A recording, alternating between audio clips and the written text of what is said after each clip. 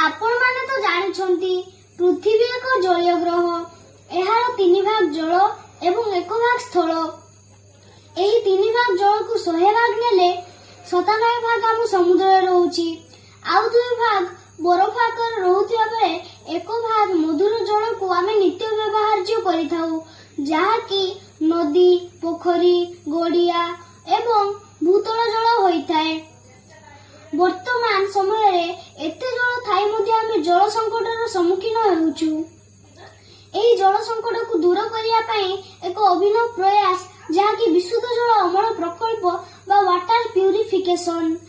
ଏହି ପ୍ରକଳ୍ପକୁ ଆମେ ସମସ୍ତେ କରିପାରିବା। ଏଥିପାଇଁ ଅଧିକ ଖର୍ଚ୍ଚ କରିବାକୁ ମଧ୍ୟ ପଡ଼ିବ ନାହିଁ। ପ୍ରଥମ କୁଣ୍ଡରେ ଆମେ କିଛି ପଥର ଖଣ୍ଡ ନେବା, ଦ୍ୱିତୀୟରେ ଆମେ କିଛି ଛୋଟ ଗଡ଼ି ନେବା, ତୃତୀୟରେ ଆମେ କିଛି ବାଲି ନେବା ଏବଂ ଚତୁର୍ଥରେ ଆମେ କିଛି ତୁଳାକୁ ନେବା। ବର୍ତ୍ତମାନ ଆପଣମାନେ ଲକ୍ଷ୍ୟ କରିବେ, ପ୍ରଥମ କୁଣ୍ଡରେ ସଂଗୃହୀତ ହୋଇଥିବା ଦୂଷିତ ଜଳ ବର୍ତ୍ତମାନ ପଥର ଖଣ୍ଡ, ଗଡ଼ି, ବାଲି, ତୁଳାକୁ ଅତିକ୍ରମ କରି ବିଶୁଦ୍ଧ ଜଳରେ ପରିଣତ ହୋଇସାରିଛି। ଏହି ଜଳକୁ ଆମେ କାର୍ ଧୋଇବା, ପାଇଖାନାରେ ବ୍ୟବହାର କରିବା, ବଗିଚାରେ ବ୍ୟବହାର କରିପାରିବା ଏବଂ ବଳକା ଜଳକୁ ନିକଟସ୍ଥ କୂଅ ମଧ୍ୟକୁ ଛାଡ଼ିପାରିବା। ଏହି ଜଳ କୂଅ ମଧ୍ୟରେ ଭୂତଳ ଜଳ ଆକାରରେ ସଂଗୃହୀତ ହୋଇ ରହିପାରିବ।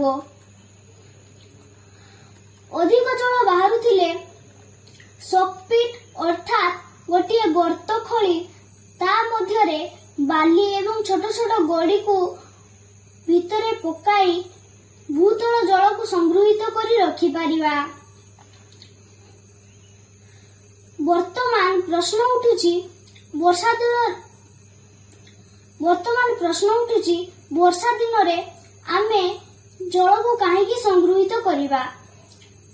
ଜଳ ସହଜରେ ମିଳୁଛି ସତ, କିନ୍ତୁ ଆମେ ସେ ସମୟରେ ଭୂତଳ ଜଳକୁ ବ୍ୟବହାର କରିଥାଉ। ଭୂତଳ ଜଳକୁ ବାରମ୍ବାର ବ୍ୟବହାର କଲେ ତାହା ଶୀଘ୍ର ସରିଯିବ, ଯାହାଫଳରେ ଆମେ ଖରାଦିନେ ଜଳ ସଙ୍କଟର ସମ୍ମୁଖୀନ ହେବାକୁ ପଡ଼ିବ।